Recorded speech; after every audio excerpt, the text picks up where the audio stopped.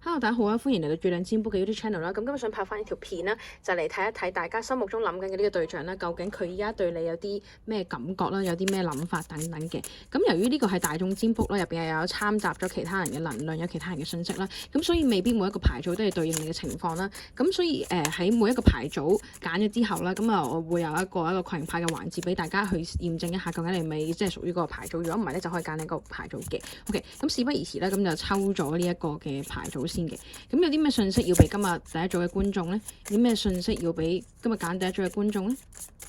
有啲咩信息要俾今日揀第一組嘅觀眾呢？有啲咩信息要俾今日揀第二組嘅觀眾呢？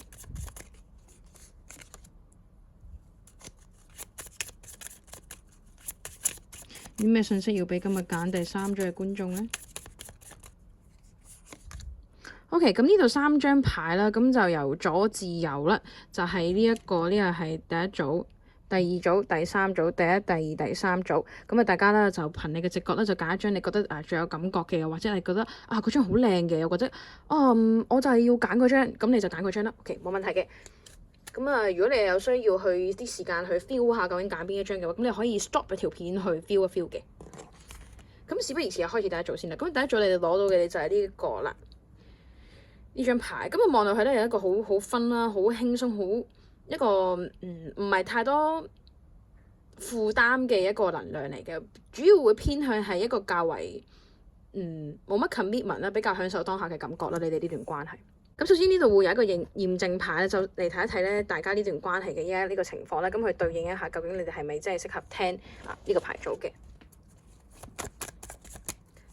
揀第一組嘅觀眾啦，你同你心目中諗緊嘅呢個對象啦，你哋依家係一個咩嘅關係咧？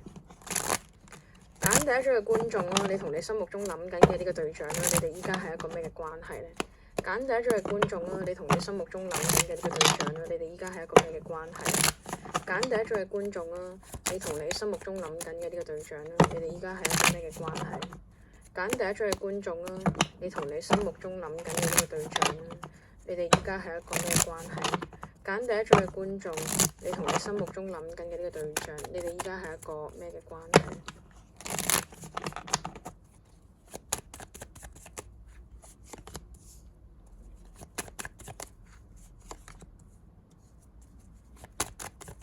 揀第一組嘅觀眾啦，你同你心目中諗緊嘅呢個對象咧，你哋依家係一個咩嘅關係？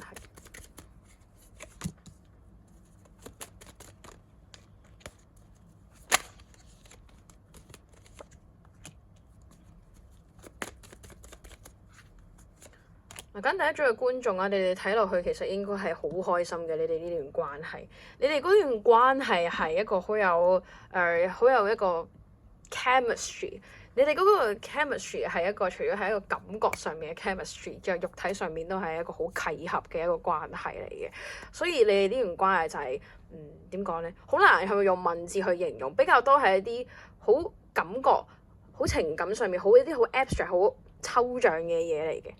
即同埋你哋嗰種感覺係點講咧？就係有一種咧，第一眼見到對方咧，就好似覺得咧同呢個人咧就已經好過電咯。同埋你哋之間有好多話題會傾啦，即係嗰啲話題係滔滔不絕嘅。就算唔啱傾咧，都可以傾到變到好啱傾嘅。你哋呢段關係咧，依家就係好有 feel 啦，咁但係你哋開始會有啲懷疑，會有啲迷茫，就係諗緊呢段關係可唔可以持續落去，可唔可以發展成為一個長遠嘅關係，定係會覺得呢段關係其實就根本都好難係發展到一個長遠嘅關係咁樣咧？因為我見到呢度你哋會可能有你哋嘅原因啦，咁會覺得呢段關係其實好難會開花結果，比較多係一個就依家好開心嘅狀態。咁但係對於未來就有一個偏向比較迷失。但嗰個迷失嗰個情況又係就係你哋又唔係覺得冇可能，而係嗰個可能性唔係太大咯。咁所以變咗就係你哋唔想放棄，但係現實又好似同緊你講，又唔係咁容易繼續落去喎，唔係繼續咁樣維持住呢個好開心嘅感覺。我覺得你哋呢段關係咧一齊嘅時候真係係一個好開心嘅狀態，就係一個點講咧？好輕鬆啦，咁兩個人一齊就可能喺第二啲人睇落去啦，你哋有陣時講嘅可能會有啲低能啦，咁但係你哋會覺得好開心咯，係啦。咁呢個會大概係你哋呢段關係嘅一個情況。咁如果係符合你哋嗰個情況，咁你哋就繼續聽落去；如果唔符合，你就揀另一個牌組。OK， 即刻進入主題。咁揀第一組嘅觀眾啦，你心目中諗緊嘅嗰個對象啦，佢有一對有啲咩感覺咧？揀第一組嘅觀眾啦，你心目中諗緊嘅嗰個對象啦，佢有一對有啲咩感覺咧？揀第一組嘅嗰個觀眾啦，你心目中諗緊嘅呢個對象，佢有一對有啲咩感覺咧？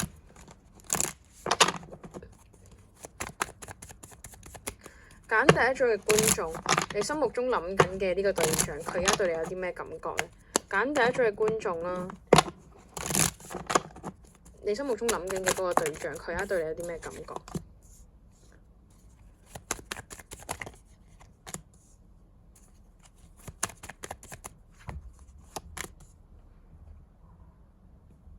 我好驚呢一個拍嘅呢個棒啊，會無端端跌呢個架，無端端跌，因為啱啱已經跌過一次。揀第一組嘅觀眾啦，你心目中諗緊嘅呢個對象，佢而家對你有啲咩感覺？揀第一組嘅觀眾啦，你心目中諗緊嘅呢個對象啦，佢而家對你有啲咩感覺？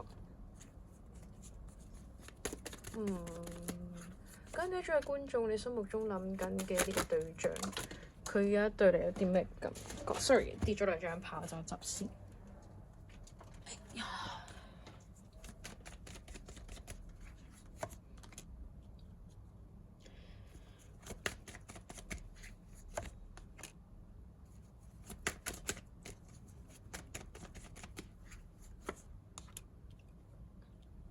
！OK， 嗱，揀第一組嘅觀眾啦，呢度咧會見到咧，其實你心目中諗緊嗰個人咧，對你咧個內心入邊依家係好多掙扎㗎。佢係諗緊究竟我究竟要唔要做呢件事咧，定係唔做呢件事咧？因為佢掙扎緊啲乜嘢咧？佢掙扎緊嘅就係一個佢一直考慮咗好耐嘅事情。咁即係你同佢都一段時間啦，呢一組。咁我講緊嘅一段時間啦，即係可以只係幾星期啦，或者1-2個月啦咁樣。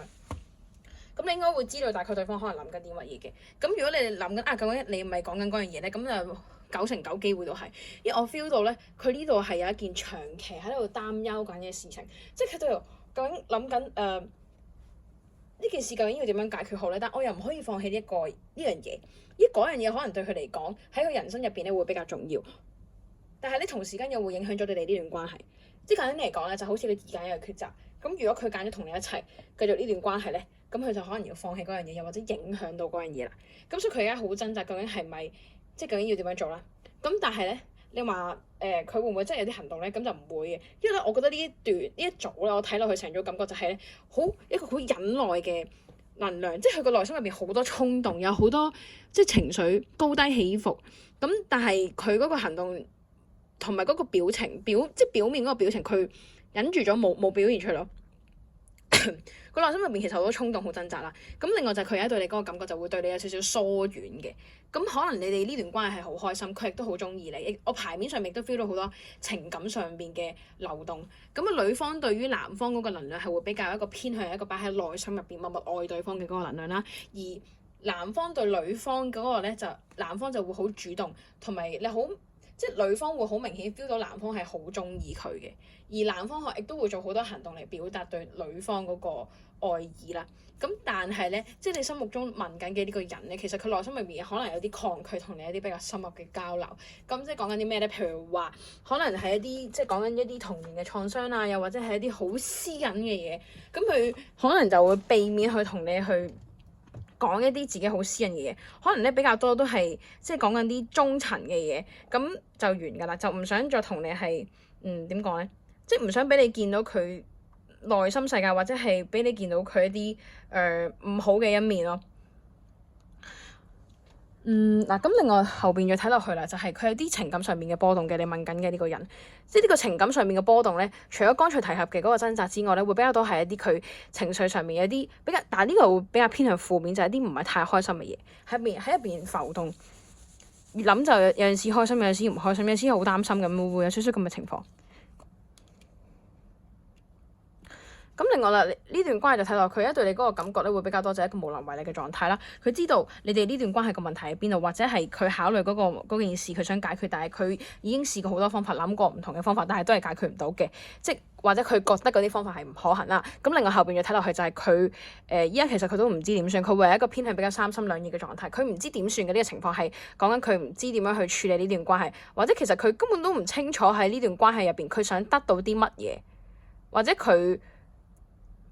可以為呢段關係作出幾多犧牲，可以放棄幾多嘢，即係佢唔清楚呢段關係究竟可以帶俾到佢幾多 value，或者係佢想要啲乜嘢咁樣，即係佢就係覺得好開心好中意，即係暫時係咁樣，因為佢自己都未摸索清楚，佢都唔知究竟係想點樣。咁然後後邊再睇落去就係咧，再加上有好多呢啲 restriction 啊，因為可能一啲現實嘅差距，又或者可能一啲道德啊、價值觀啊，有啲比較 official 嘅嘢限制住佢啦。因為呢張牌呢個教皇其實已經出現咗喺感情入邊咧，都有好有唔好嘅。但係喺你哋呢個牌入邊咧，會比較多係講一啲限制、一啲社會嘅一啲限制、一啲規矩、一啲因素，又或者可能你哋本身有啲 official 嘅關係，譬如話可能你哋有啲係上司同下屬，又或者可能有啲商業合作性嘅關係。總之係有啲社會上面嘅規矩，係令到你哋呢段關係唔能夠咁容易去一齊咯，又或者可能係你哋想進一步嘅時候就會有啲限制啦，譬如話唔能夠公開啦，唔能夠公開呢段關係，又或者係可能根本連私底下接觸都要盡量避免嘅，即係會有機會有啲咁嘅情況啦。咁另外佢而家對你嗰個感覺就係會，其實佢有啲 jealous 㗎，佢有啲係妒忌嚟嘅，但係佢呢個妒忌咧唔係話講緊你好過佢啲乜嘢，唔係講緊呢個妒忌，比較多係佢係想佔有你，但係佢好清楚喺依家呢個情況就好難係俾到一個 commitment 同你一齊啦。咁佢係中意你，但係又唔能夠全部咁佔有你咧，咁所以就會有一個好妒忌嘅情況出現，但佢又唔想睇住你俾人佔有咗咯。咁後面亦都係有一個差唔多嘅牌，佢喺度諗啊，其實究竟你會想點樣咧？你對佢會唔會有啲咩行動咧？定係你對佢係咪真心咧？咁樣即係佢對你會有啲戒心啊？呢度睇落去。咁另外後面再睇落去啊，就係佢會開始喺度從一啲比較客觀啊、實際性嘅角度去諗你哋呢段關係之間嘅問題，又或者係我應該點樣處理呢段關係入邊嘅嘢，先能夠係對大家係最好嘅咧？咁樣。咁後面睇落去啦，咁其實佢的確係幾想佔有你，而且佢對你個佔有欲都幾重下㗎。呢個人應該都可能係有啲比較大男人主義添㗎，我直頭 feel 到。咁所以咧，我覺得呢個人咧，如果可以解決到你哋之間呢段關係嘅問題咧，而你哋又真係一齊咗嘅話咧，呢個人應該係幾願意喺你哋呢段關係付出，或者甚至喺你身上係付出好多一啲物質啊，或者係一啲時間上，或者係一啲其他嘅嘢啦咁樣。因為呢個人係如果真係中意你嘅話，佢都可以係真係幾中意你嘅。即係我 feel 到嗰個愛意，仲有好開心嗰個能量咧，係兩樣都並存。因為有啲愛咧係愛得嚟又平淡，但係佢呢個愛得嚟咧係一個好激烈，但係亦都係一個比較分，一個比較開心嘅能量。咁另外呢度就係見到男方嗰邊其實都唔係太放得低女方咯，即係女方即係嗱，如果聽緊呢條片嘅你係女方啦，咁啊其實咧你喺對方心目中係佔咗一個比較重要嘅位置㗎。後邊睇落去咋？佢都係覺得呢段關係係有幾多現實問題嘅，佢都好清楚你對佢係主咗，亦都係想同佢一齊嘅。咁不過可能基於一啲現實嘅問題，仲有佢一直喺度考慮緊嘅嗰樣嘢，其實所以其實即係因為，sorry 啊，啱食螺絲，即係基於佢一直喺度考慮緊嘅嗰樣嘢，咁變咗就係佢唔能夠俾呢段關係一個承諾，即係佢唔想暫時就唔想俾一個承諾住咯。咁唔係話佢覺得你呢個人唔好而唔想俾，而係一啲現實問題啦咁樣。咁呢度再幫大家睇一睇啦，究竟會唔會一啲有其他嘅原因啦，可以去睇一睇到對方諗緊嘅一啲嘢。咁咧依家就會用翻呢個神諭卡嚟睇一睇。咁因為呢個神諭卡太厚啊，我盡量就先，如果唔係嗰100張神諭卡會跌晒出嚟。咁有冇其他信息可以俾到呢段關係咧？有冇其他信息可以俾到呢一組觀眾？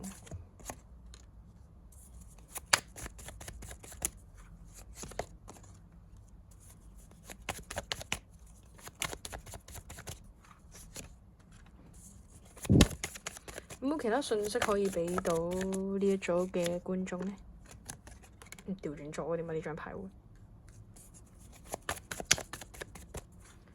有冇其他信息可以俾到呢一組嘅觀眾？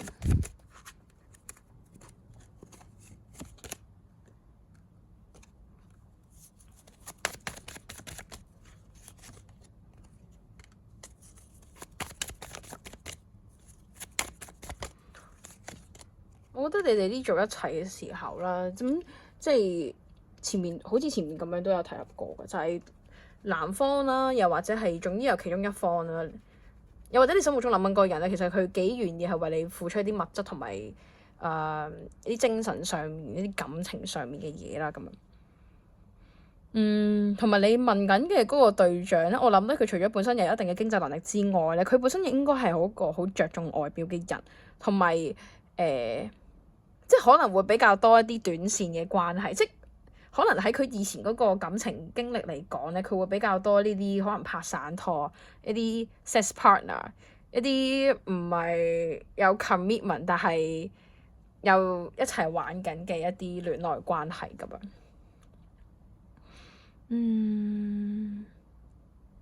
同埋你哋呢段關係應該都仲係一個地下情嘅狀態。咁不過唔緊要嘅，即係地下情都唔代表啲乜嘢嘅。同埋反而就係，我覺得你哋呢段關係可能即係前面睇咁樣咧，因為有啲因素咧係逼你哋呢段關係唔能夠公開，唔能夠同其他人講咯。咁所以變咗有陣時有個問題，你都會諗緊啊，究竟對方會唔會其實都有另一個人，又係咁樣收埋咗，然後你唔知咁樣。但係我覺得咧呢度咧係一個比較大嘅一樣嘢，就係咧你哋兩個咧，特別係對方可能咧佢依家有啲情緒嘅問題，又或者係可能佢最近生活上面比較多負擔，所以佢依家嗰個精神狀態咧唔係太好嘅，佢需要多啲時間一個人去獨處，即係去 recover 佢自己嗰個能量，去療癒翻自己先。即點講咧？佢唔係太想接觸太多人住，咁所以可能如果佢呢一排咧，咁你見佢好似冇咁積極嚟揾你，或者冇咁主動嚟接觸你嘅話咧，咁你可以好好先啦，因為佢可能有啲唔係太開心嘅情況，佢需要多啲時間去調整自己。呢一組真係好多一個收收埋埋嘅能量，同埋你哋會覺得咧呢個收收埋埋嘅情況咧，有少少似偷情咧，就幾刺激啦，又幾開心，幾好玩咁樣。呢組我更加多係覺得咧，你要諗下究竟你係想要一個點樣嘅關係，因為呢度我見到你哋係一個即係好有 feel 嘅關係，呢個係一個好好嘅情況。咁但係你哋即係睇緊呢條片嘅你咧，你話你哋會唔會去到一個認真嘅關係咧？咁啊，照牌面上面嚟講咧，就暫時就比較難啲，因為我見到你哋雙方都冇乜一個意向。咁如果你哋講緊可能就係維持一個冇 commitment 但係又繼續一齊玩嘅關係。只要保持到自己唔沉船咧，即係你哋呢個關係其實係可以係幾開心嘅。咁如果沉咗咧，咁就係另一回事啦。因為呢度見到你心目中諗緊嘅嗰個人咧，其實佢又唔係唔想同你一齊嘅，只不過就係一啲現實情況啦。咁佢會比較着緊佢諗緊嘅嗰樣嘢啦。咁所以對佢嚟講咧，就算你想同佢一齊，佢都未必咁大機會會應承，係啦。但都係嗰句啦，即係如果你哋真係想即係繼續一齊住玩住先，呢組係絕對冇問題。但係即係要好好控制一下，即係你對對方嗰個依賴嗰個情況，即係譬如話佢喺你心入邊佔咗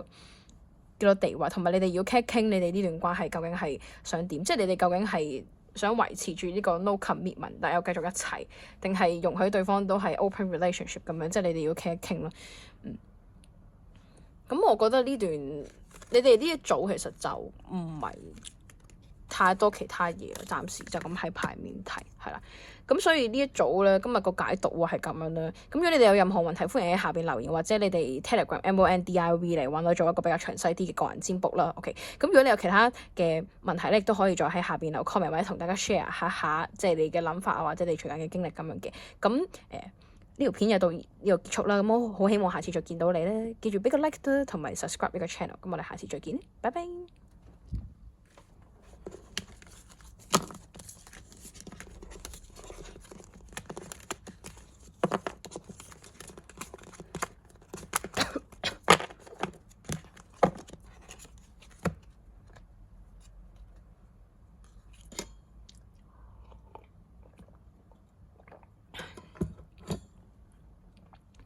Hello，大家好啦，歡迎嚟到第二組。第二組你哋攞到嘅係呢個 wedding rings 嘅牌啊，一個結婚戒指嘅牌啊。咁攞到呢個牌係咪代表你哋即將邁入一個婚姻嘅殿堂呢？咁啊未必嘅。咁但係咧揀到呢一組嘅觀眾咧，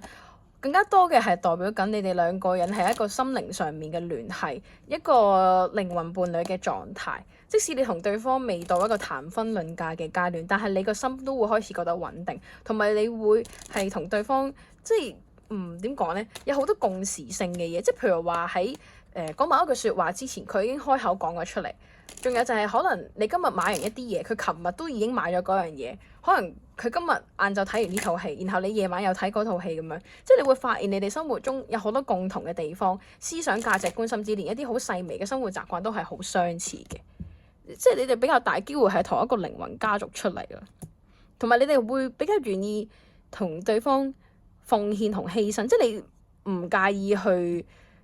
為對方付出任何嘢，你想見到佢好嘅。呢種會有一個比較平淡嘅愛啦。咁啊更加多嚟係啦，再睇一睇呢個確認牌組啊，望下你準唔準確啊？咁啊，今日要確認牌組嘅問題係睇一睇你哋呢段關係嘅情況。揀第二組嘅觀眾咧，你同你心目中諗緊嘅呢個對象，你哋呢段關係依家係一個咩情況呢？發展到一個咩情況呢？揀第二組嘅觀眾，你同你心目中諗緊嘅呢個對象，你哋呢段關係依家發展到一個咩情況呢？揀第二組嘅觀眾啊，你同你心目中諗緊嘅呢個對象，你哋呢段關係依家發展到一個咩情況？揀第二組嘅觀眾，你同你心目中諗緊嘅呢個對象，你哋呢段關係依家發展到一個咩情況？揀第二組嘅觀眾啊，你同你心目中諗緊嘅呢個對象，你哋呢段關係依家發展到一個咩情況？揀第二組嘅觀眾啊，你同你心目中諗緊嘅呢個對象，你哋呢段關係依家發展到一個咩情況？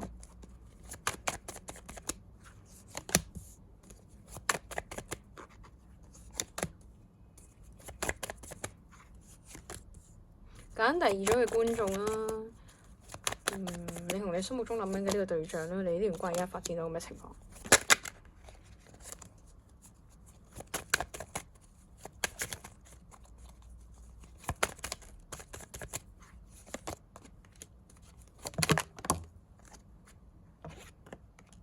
？OK，咁呢度簡單咁睇一睇你哋而家個情況。你哋而家個情況就係咧，你哋心靈上面係好契合嘅。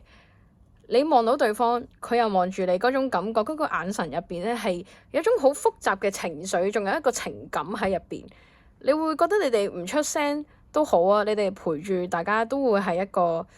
點講，一個好舒服嘅狀態咯。你會覺得你哋兩個好似係一樣啊，唔係一塊鏡，係直頭一樣，好似佢就係另一個我就係另一個佢咁樣。咁但係你哋呢段關係依家係有少少問題嘅。咁個問題咧就係男方嗰邊可能咧就唔知點樣嬲嬲豬啦，又或者可能係有佢自己一啲原因啦，咁我見到男方係唔願意理女方噶啦，同埋男方嗰邊依家喺溝通嗰邊就會偏向比較被動啦，甚至係一個已讀不回女方嘅狀態啦。咁另外會再見到啦，你哋呢段關係咧，其實可能有啲嘢一直谷住，有啲嘢可能係要喺你哋呢段關係做出選擇，但係你哋一直都冇做出呢個選擇嘅。同埋你哋呢段關係咧，雖然你哋係一個靈魂伴侶，你哋好有 feel， 係好獨特嘅一個關係，即係你會覺得只係得呢個人俾到一個咁特別嘅感覺嚟，其他人都冇嘅。咁但係咧，你哋呢段關係可能最近發生咗啲問題，導致到你哋嗰個即係點講？你會覺得有啲空虛，你唔係太 feel 到對方對你個情感咯。你會覺得可能係就算一齊都好，你 feel 唔到對方對你嗰個愛情，你會覺得係好似一齊，但係又好似係咪同緊自己同緊一個唔中意自己嘅人一齊咧？咁樣即係會開始喺度諗呢啲嘢。同埋你哋呢段關係最近面臨緊一個三角關係啦。呢個三角關係已經係會擺咗上台，因為呢個係正位，即係你或者對方咧，係好明顯知道係有另一個人個存在噶啦。同埋我覺得你哋呢個三角關係個問題唔係存在咗一段時間，係一個比較長時間，即係可能1-2個月，甚至係半年，即係仲要一個比較長嘅時間嚟嘅。咁如果符合你嘅情況，咁啊繼續聽落去啦。如果唔符合你嘅情況，咁你可以揀另一組聽。好，依家正式進入主題。咁揀第二組嘅觀眾，你心目中諗緊嘅呢個對象，佢有對你有咩感覺？揀第二組嘅觀眾啦，你心目中諗緊嘅呢個對象，佢有對你啲咩感覺？揀第二組嘅觀眾啦，你心目中諗緊嘅呢個對象啦，佢有對你啲咩感覺？揀第二組嘅觀眾，你心目中諗緊嘅呢個對象，佢有對你啲咩感覺？揀第二組嘅觀眾啊，你心目中諗緊嘅呢個對象，佢對你有啲咩感覺？揀第二組嘅觀眾啊，你心目中諗緊嘅呢個對象，佢對你有啲咩感覺？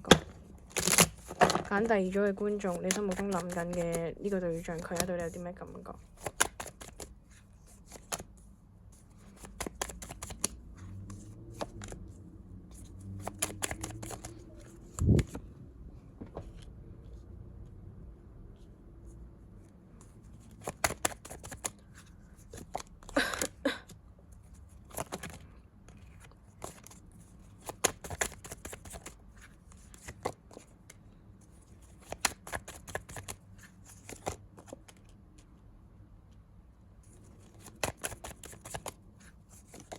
？OK，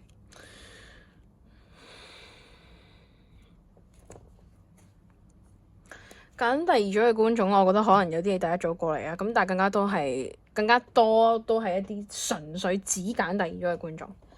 嗱，咁揀第二組嘅觀眾，呢度會見到對方咧對你嗰個諗法咧，咁同咧今日抽嗰個主題牌都互相呼應啦。咁其中一樣嘢就係佢會覺得你係一個好好嘅對象，可以一個談婚論嫁，係一個可以發展一個穩定關係嘅好對象嚟嘅。即係佢覺得點講咧？佢除咗覺得穩定之外咧，佢係會喺度衡量緊，就係你值唔值得為我付出咧？咁我應該對你付出幾多咧？咁樣佢會喺度諗啲比較現實性嘅嘢。咁佢喺度衡量你嘅時候，其實佢都會諗下，譬如話下你啲性格啊，你脾氣啊，仲有你一啲即係可能成日講個 package，即係譬如話你啲學歷啊、收入水平啊、你啲工作狀況、屋企個背景啊等等，即係佢會喺一啲比較現實嘅角度去諗，究竟值唔值得同你去結婚，值唔值得同你去下一步或者發展一個比較長遠嘅關係嘅。咁呢度睇落嚟啦，咁佢會覺得係好值得同你一齊啦。當然啦，除咗呢個現實角度，即係一啲客觀角度嘅評估之外啦，其實呢度會見到佢個內心入邊都會係真係因為中意你同你一齊，而唔係話純粹一啲世俗嘅物質嘅嘢先同你一齊嘅。咁呢度亦都見到佢真係中意你嘅，同埋係一個無條件嘅中意嘅。你心目中諗緊嘅嗰個人，咁另外呢度會再見到咧，其實你心目中諗緊嘅嗰個人咧，佢都想嚟揾你啦，佢想主動嚟接觸你，同你玩啦，或者係點講咧，見你啊，即係有一種好主動、好想快啲行動嘅能量咯。我呢度 feel 到，咁但係咧會更加多呢度咧整體牌面會 feel 到嘅一樣嘢就係佢而家又係喺度諗緊一樣嘢，即係嗰樣嘢我唔係太清楚係咩嚟嘅，主要嗰樣嘢會令到係影響到你哋呢段關係進一步發展咯。可能係關於佢嘅人生啦，又或者可能佢嘅一啲 financial status，可能佢一啲即係一啲財務狀況咁樣啦，即係總之係有啲問題令到佢會再喺度考慮，究竟我係咪真係要同你一齊，定係呢段關係可唔可以一齊咧？即係可唔可以再進一步咧？甚至就係因為呢度見到就係男方係好想俾一個承諾女方嘅，咁另外後邊再睇落去就係，但我覺得你哋呢段關係咧，你心目中諗緊嘅嗰個人咧，佢依家有啲失望嘅情況。佢呢個失望咧會比較多係啲累積性嘅失望，即係譬如話可能你哋呢段關係咧，同一個問題發生過好多次，講完之後又係繼續發生，又或者嘗試過解決，但係嗰啲問題係解決唔到嘅，跟住開始就會覺得好失望，點解又係咁嘅咧？即係一個好沉重嘅能量，但係又好想係快啲嚟見你嘅能量，即係會有啲矛盾咯。呢度覺得，咁再睇一睇底牌先。咁底牌再睇落去啦，又係呢張牌嚟嘅，即係佢又諗緊嗰樣嘢啦。我真係唔係太清楚佢諗緊啲咩，呢度唔係太 feel 到。咁但係如果你知道佢諗緊啲咩嘅話，咁9成9都係嗰樣嘢嚟嘅，因為呢兩張牌個能量好集中，佢由頭到尾都喺度好考慮緊一件事情，即係點講咧？嗰樣嘢係佢個重要性都幾大啦，對佢嚟講又唔可以放棄啦，但係佢又唔清楚自己係咪要唔要揀嗰樣嘢，或者應該去點樣去揀，點樣去做一個選擇。對佢嚟講好似係真係好難選擇。嗱，咁呢度會見到男方係非常非常之中意女方嘅，女方喺佢心目中嗰個地位咧會係一個好高啊。基本上冇人可以取代嘅地位，同埋我呢度 feel 到嗰個愛嗰個鍾意會係一個呢個同第一組唔同，第一組嗰個係激情，你哋第二組咧，男方對女方嗰個愛咧會係一啲好平淡，我好想同你一齊發展一段長遠關係，好想見到你每日都好開心，好想照顧你嗰種愛嘅能量，好鍾意你，兩種鍾意同愛嘅感覺都有。咁但係就有一啲現實問題咧，令到你心目中嗰個對象佢會覺得其實呢段關係好似好難進一步發展到談婚論嫁嘅情況，或者再進一步發展成為一個更加穩定嘅關係。但係我又放唔低，明知道冇乜可能嘅，但係又放唔低。所以你話可唔可以做決定直頭斷咗呢段關係咧？佢當然唔可以啦，佢亦都唔想咁做啦。諗完之後，咁但係基於一啲佢一個考慮緊嘅因素咧，佢又唔可以俾到一個實質嘅承諾你咧，要繼續呢段關係。即係佢想俾一段，佢想俾承諾，但係佢又俾唔到，佢好清楚。你呢個牌面係非常之矛盾嘅，你哋嗰個同第一組有少少似。同埋佢有啲説話係谷住嘅，佢想同你講啊，但係又忍住唔講嘅。佢覺得開始咧同你個差距會有啲大，即係點講咧？嗰個差距會，我呢度比較都係 feel 到一啲咧，一啲社會上面、社會地位上面嘅差距，又或者可能一啲社會地位因素所造成到，即係譬如話你哋喺價值觀，又或者係一啲對於某啲事情上面嘅一啲處理方法，或者係一啲點講咧？即係好似喺人生上面咧，佢會覺得你哋開始係越行越遠，或者好似有啲難追到對方嘅一個進度咯，咁樣。同埋佢開始喺度 feel 緊你對佢嘅一啲諗法啦。佢覺得你好似對佢開始有啲行動，或者係佢都隱約察覺到你嘅情緒，但係佢又冇乜點樣講出聲。即係簡單嚟講，就係一個試探嘅階段咯。咁呢度見到其實佢都會有心想同你一齊啦。咁啊，撇除嘅你哋之間嗰個問題啦，咁其實佢都同你一齊嘅時間，其實佢覺得幾開心嘅，幾輕鬆幾愉快嘅。咁呢度一齊再嚟幫大家望一望啦，究竟會唔會仲有其他嘢用神諭卡嚟睇一睇，會唔會有啲咩信息可以俾到第二組嘅觀眾？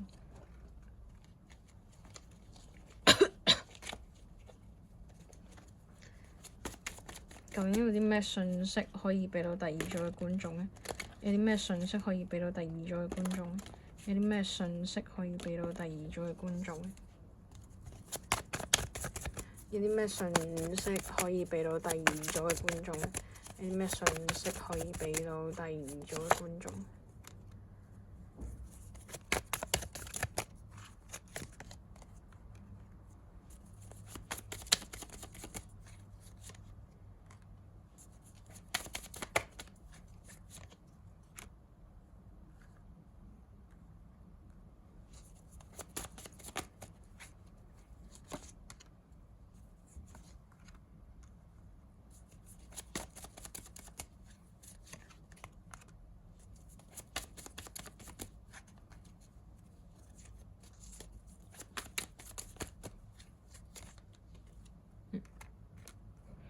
你哋呢組咧，我會更加多覺得係一個其他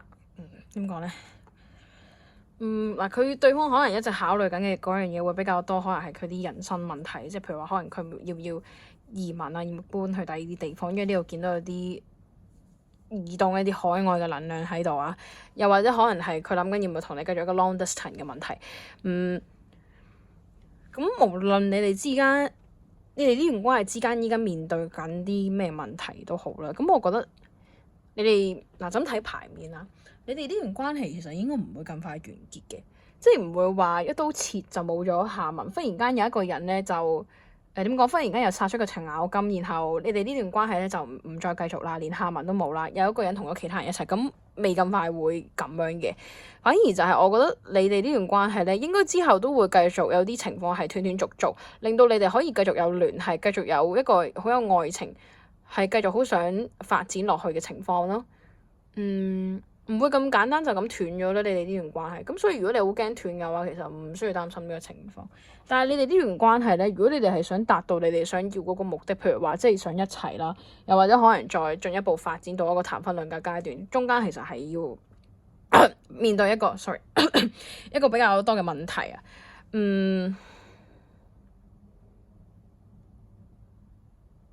同埋我唔知點解，我覺得一樣嘢就係你哋呢組咧，可能有其中一方係離咗婚，又或者有一方係可能結咗婚嘅，即係點講咧？因為一開始幫你哋睇牌嘅時候，會見到你哋呢段關係有三角關係，咁所以唔排除揀呢一組嘅觀眾，你哋可能本身你或者對方係有家庭，然後你諗緊要點樣繼續呢段關係，但你哋唔想斷咗嘅。咁又或者可能咧，你或者對方係已經離咗婚㗎啦，咁然後你哋諗緊究竟點樣處置一個小朋友或者係啲前夫前妻嘅問題啦。咁如果你話我冇結過婚，對方都冇，又或者係你哋完全都冇呢個情況嘅話啦，咁更加多可能係一啲你哋會諗緊究竟之後要唔要生小朋友，或者係一啲認真發展落去之後咧，你哋呢段關係咧要點樣計劃？譬如話嗰啲收入開支支出啊，你哋嗰啲工作上邊要點樣？即係譬如話要唔要繼續留喺香港做嘢咁樣，即係啲好簡單咁嘅諗法咁樣。我真係覺得你哋呢段關係其實比較偏向一個可以真係好平淡發展到一個長久嘅婚姻關係嘅，即係如果有機會嘅話，睇下先啦。我覺得你哋會好 support 對方啦，會好 care 對方嗰個情緒啦，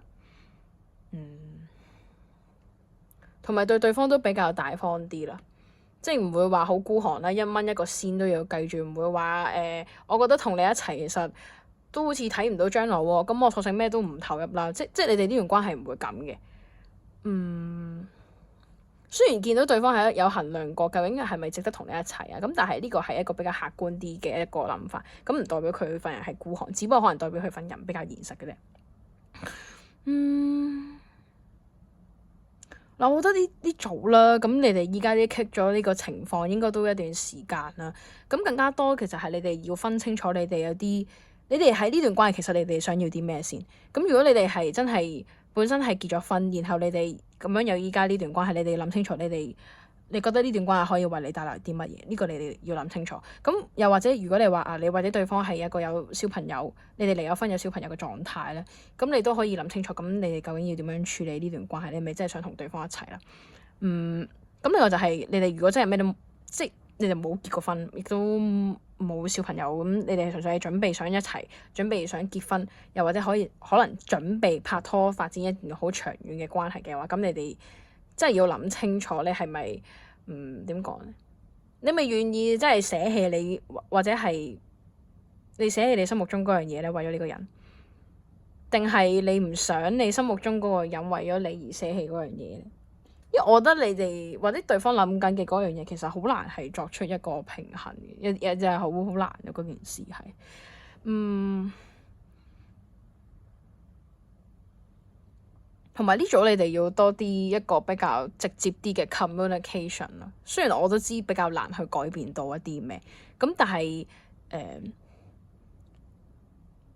喺盡量一個可以嘅情況下，你哋都了解一下對方有啲咩諗法，先會做出呢個行動咯。咁避免有啲遺憾嘅，因為我覺得你哋呢段關係咧，其實真係有機會可以長遠發展落去嘅。咁一個同埋我覺得都係對方係一個好好嘅伴侶啦。即係你哋各自都會覺得對方係一個好好嘅伴侶。即係你哋諗下喎，即係你哋喺咁多人入邊可以遇到對方，有咁有 feel，又想發展落去，其實好難得嘅喎。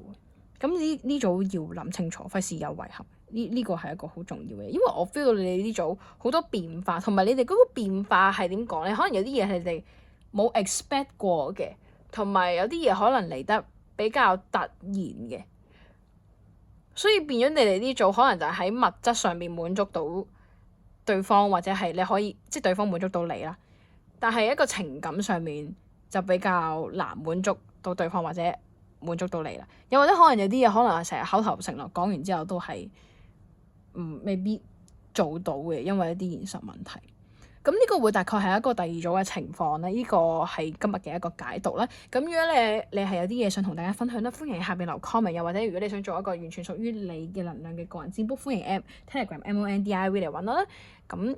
我哋下次再見，記得 like 同埋 subscribe 呢條片啊。我哋下次再見啦，拜拜。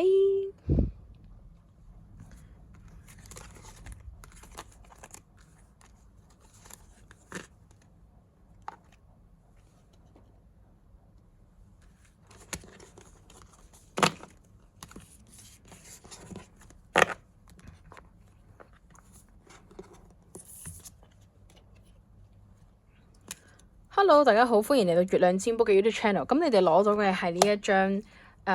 分開分離嘅牌啦。咁就上邊有啲係一啲仙人掌，係啦，張圖係一個仙人掌嚟嘅，會比較多抽到呢一組嘅觀眾會比較多係一個好悲哀，一個好懷念啊，諗翻起你哋以前過往相處嘅點點滴滴啊。仲有譬如話一啲對方嘅神情、動作、態度啊嘅一啲狀態，所以我覺得你哋呢組咧係比較多有一個失落，因為唔係遺憾嘅成分佔比較少，比較多係一個覺得好可惜嘅情況咯。同埋都幾中意對方，但係可能又冇得開口講出嚟啦。OK， 一齊嚟睇一睇個確認牌啦。咁揀第三組嘅觀眾，你同你心目中諗緊嘅呢個對象咧，你哋呢段關係而家發展到一個咩情況？揀第三組嘅觀眾啊，你同你心目中諗緊嘅呢個對象啦，你哋呢段關係而家發展到一個咩情況？揀第三組嘅觀眾啊，你同你心目中諗緊嘅呢個對象，你哋呢段關係而家發展到一個咩情況？揀第三組嘅觀眾，你同你心目中諗緊嘅呢個對象，你哋呢段關係依家發展到一個咩嘅情況？揀第三組嘅觀眾啦，你同你心目中諗緊嘅呢個對象啦，你哋呢段關係依家發展到一個咩情況？揀第三組嘅觀眾啦，你同你心目中諗緊嘅呢個對象啦，你哋呢段關係依家發展到一個咩情況？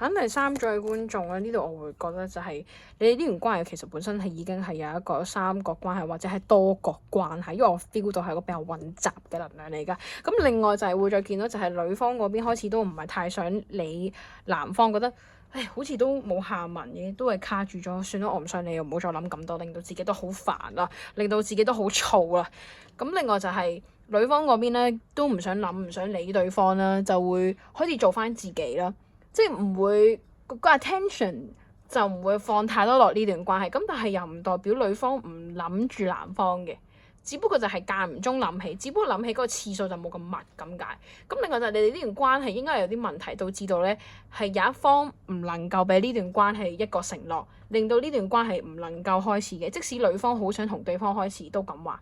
係啦，會大概係一個咁嘅情況。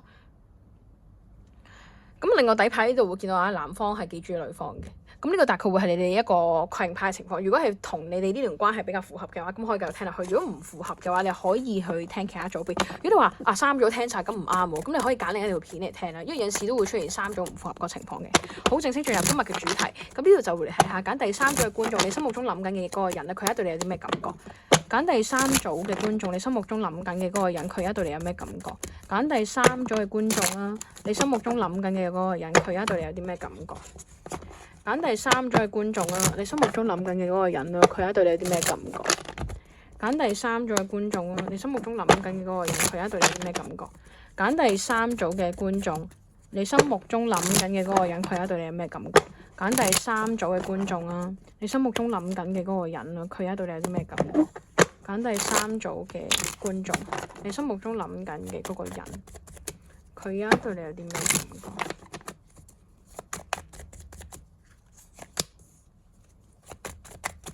揀第三組嘅觀眾，你心目中諗緊嘅嗰個人，佢而家對你有咩感覺？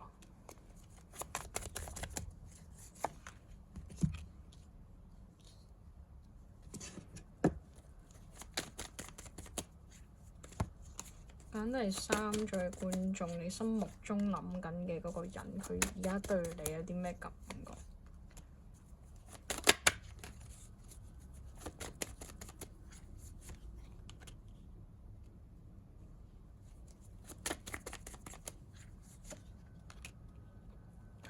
嗱，揀第三組嘅觀眾，你心目中諗緊嘅嗰個人咧，其實佢而家對你嗰個感覺就會比較係一個偏向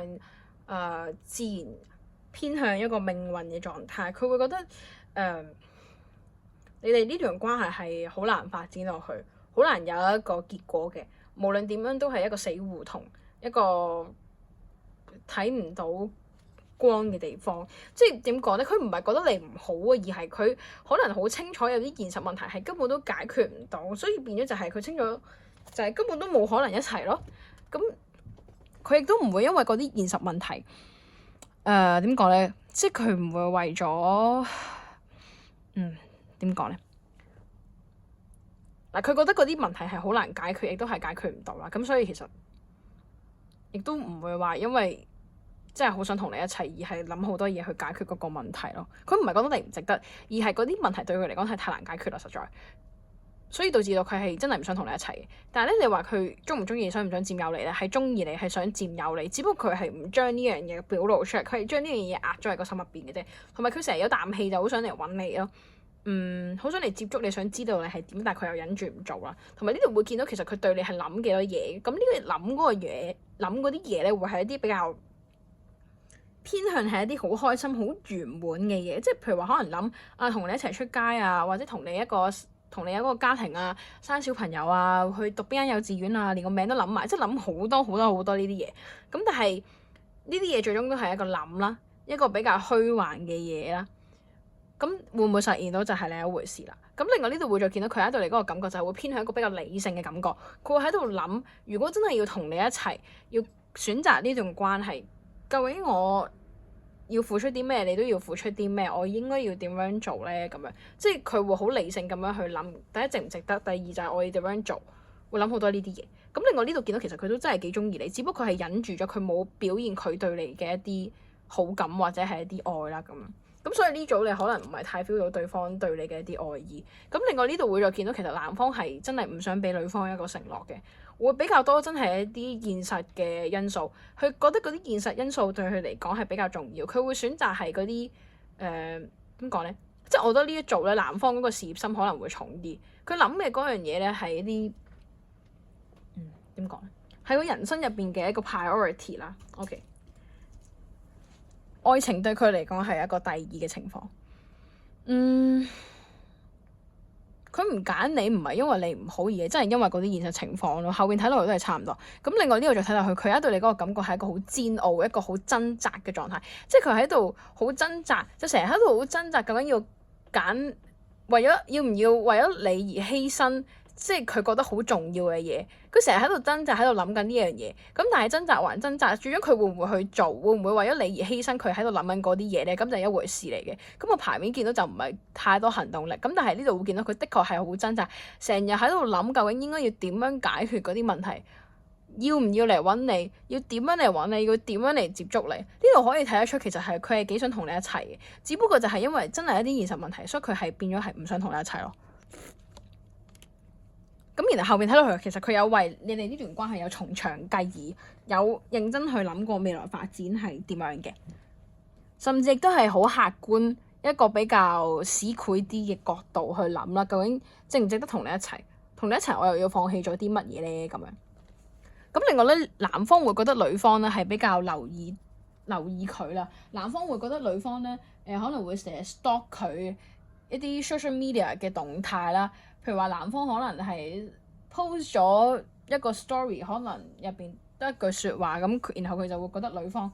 佢一定會睇我 story，佢一定咧會喺度咧解密我嗰句嘢究竟係咩意思㗎啦咁樣。咁所以呢組咧，如果你哋真係一個分開咗嘅狀態，你又好想好想俾對方知道你嘅動態係點樣，你都可以試下用一啲比較暗示性嘅手法啦。咁佢都會去留意一下你嘅。咁另外呢度會再見到就係佢而家對你嗰個感覺就係覺得好辛苦，因為佢將所有嘢攬晒上身咯。佢將所有問題攬晒上身，佢應該係冇同你討論過佢自己覺得嘅一啲困難嘅地方。即係可能你會 feel 到佢喺度諗緊嘅嗰啲問題，但你唔係 exactly 知道佢諗緊咩問題，而佢亦都係將嗰堆問題咧嗰啲解決嘅部分俾晒你自己。佢希望全權自己解決，同埋佢冇同你討論過，就係佢擔心緊或者佢考慮緊啲乜嘢咯。咁所以其實佢嗰個內心入邊係嗰個負擔比較大，亦都比較沉重咯。同埋佢越諗越唔開心啦，會係一個好傷心同埋一個點講咧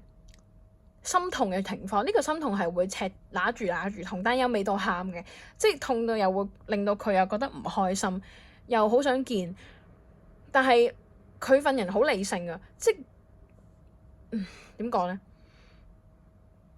佢會覺得其實都根本都解決唔到，但係又好想嚟揾你。唉，命運啊！我就係 feel 到呢個佢嗰個就會覺得真係有啲比較可惜嘅情況。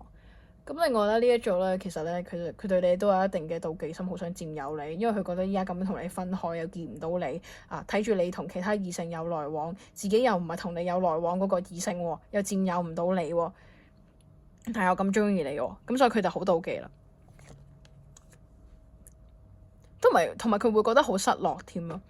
呢個失落咧會係一個好長時間嘅失落，即係點樣咧？佢每次一諗起你嘅時候就覺得乜都冇，我哋好似大家都好中意大家，但係好似從來都冇發生過一啲嘢咁樣，即係呢段關係好似又冇一個下文咁樣，上天好似冇俾一個機會我哋，即係佢呢個失落咧，可能係點講咧？我應該點樣形容嗰個長期嘅失落咧？即係啊，可能佢去廁所嘅時候都會諗起你，然後就會有呢種失落感，跟住呢種失落感係伴隨住佢成日嗰個狀態嘅，好似一個烏雲蓋頂咁嘅情況。你話佢有冇諗過第二啲方法嚟接觸你嚟揾你？咁當然係有啦。其實佢都諗幾多嘅，咁但係都係講佢會唔會做係另一回事。因為我整體牌面，我幫你哋抽咗咁多張咧，都係冇乜見到一個行動上面嘅牌面，比較多係一啲佢心理狀況嘅牌面，唔係太開心啦。同埋佢會喺度，即係佢會喺度好後悔自己講過嘅嘢咯。即係可能佢對你講嗰啲比較絕情嘅説話，亦都唔想你同佢之間有太多瓜葛，因為可能會影響到佢一啲佢好 care 嘅一啲嘢咁樣。同埋佢想控制你啦，即係呢個控制嘅意思係佢會覺得，如果你跟住我方法去做咧，會可以令到我哋呢段關係有好轉嘅。咁所以佢想控制你，佢有機會對你軟硬兼施，去説服你去做一啲佢想你做嘅嘢。咁呢度啦，講咁多啦，一齊再嚟睇一睇神諭卡啦。咁啊，會唔會再有第二啲信息可以俾到大家？好乾啊，個喉解完前嗰兩組之後，講緊啲咩信息可以俾到第三組嘅觀眾？講緊啲咩信息可以俾到第三組嘅觀眾？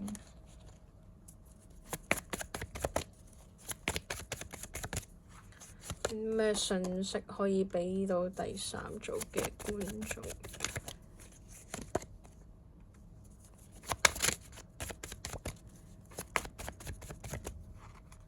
關於呢段關係咧，究竟有啲咩信息可以俾到第三組嘅觀眾？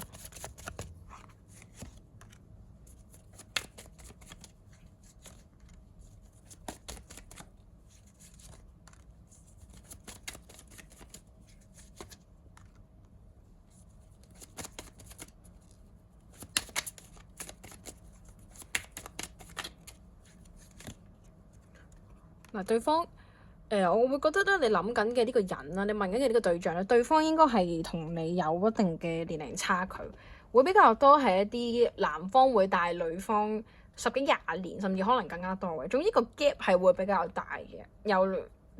12開始咁樣開始起跳嘅。咁啊，另外就係嗱，呢度神諭卡有幾張嘢，就有幾張牌啦，咁就講緊就係你呢段關係會比較快迎嚟一個轉折位嘅。即係呢個轉折位比較多係一個，又唔一定令到你哋呢段關係咧可以好快拍到拖一齊，但係會比較多係一個你哋可以相遇，有個機會可以同對方袒露你內心諗法嘅一個契機嚟嘅。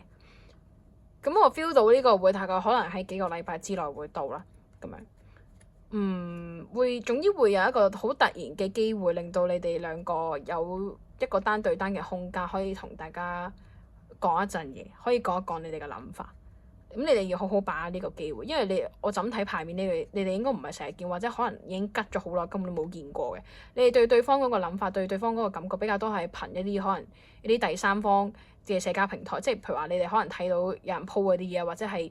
佢自己 po 嘅嘢啦，咁樣佢得知道佢嘅近況啦，比較多係一啲好間接嘅情況。有互動嘅啫，咁但係嚟緊咧會係未來幾個禮拜之後，你哋會有一個機會可以有啲直接嘅互動嘅。咁另外就係咧，對方其實諗起你嘅時候好沉重，同埋即係我覺得你哋呢組咧分開嗰個期間咧，即係唔係話淨係佢沉重，係你都好沉重。嗰個沉重會係一個好憂鬱，但係又喊唔到出嚟，你唔知點樣表達，即係嗰個心會痛嘅。咁所以我覺得呢一組咧，無論係你同對方喺你哋分開嗰個期間，你哋都好掛住對方，而好掛住對方嘅時候咧，你哋就會開始係可能飲好多酒啦，或者可能用你哋嘅方式咧去抒發呢種嘅感受。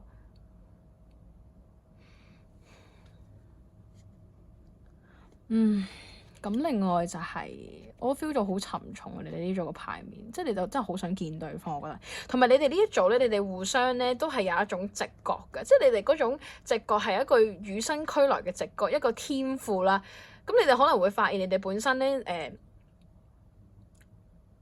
成個腦入邊可能聽到有啲聲，或者你無端端覺得你要做嗰件事嘅，咁呢個係一個上天俾你嘅直覺嚟嘅。咁你唔好諗，你就去做啦咁樣。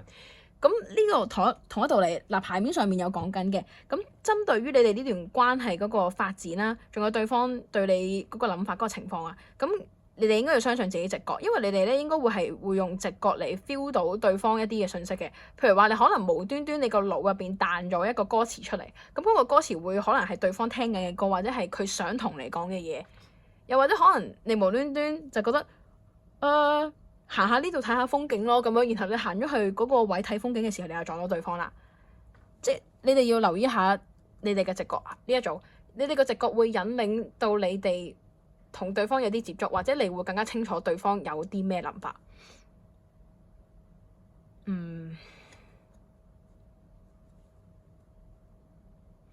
同埋咧，我覺得你哋呢組咧就係咧，你哋。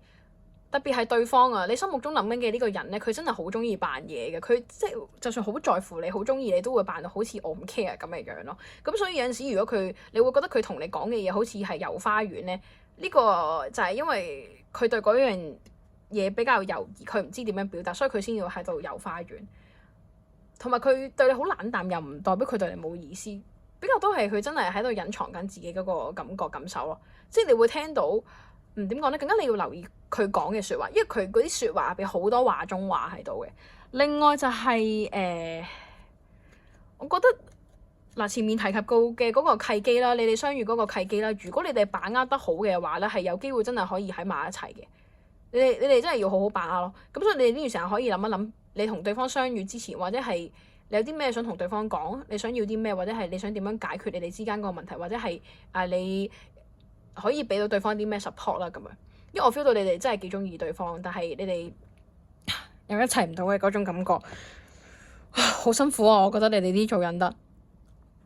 同埋好抑鬱。即係你哋呢組點講，真係好多試探，好多隱藏自己嗰個感覺嗰個情況。咁另外同埋呢一組，你都會見到關於你啊本身少少你最近嗰個愛情狀況咁。你最近嗰個愛情狀況，除咗你同呢個人嗰個來往之外咧，你要留意一下你最近嗰個愛情狀況，因為可能呢度見到話最近有啲人想喺你身上攞着數，即係想黐你啲錢啊，黐你嗰個身體啊，唔係真係想同你一齊，唔係對你真心嘅。如果最近係有啲咁嘅新嘅對象出現咧，你要留意一下啦，因為呢個想黐你着數嗰個人咧，會比較係一個新出現嘅嗰個人嚟嘅，即係你可能最近新認識嘅嗰個人啦。咁我覺得你哋呢組係非常之有機會有下文，但係你哋呢組要喺嗰個機會嚟之前咧，你要好好把握，同埋要相信你哋嘅直覺。OK， 上天會俾一啲信息你哋去點樣去解決呢段關係，點樣去點講咧？得知道對方嘅一啲諗法啦，都會比較多係一啲憑直覺，甚至可能你哋會發夢見到對方嘅。咁呢個都會係一啲對方想俾你嘅信息，又或者係上天想你知道佢嘅一啲情況。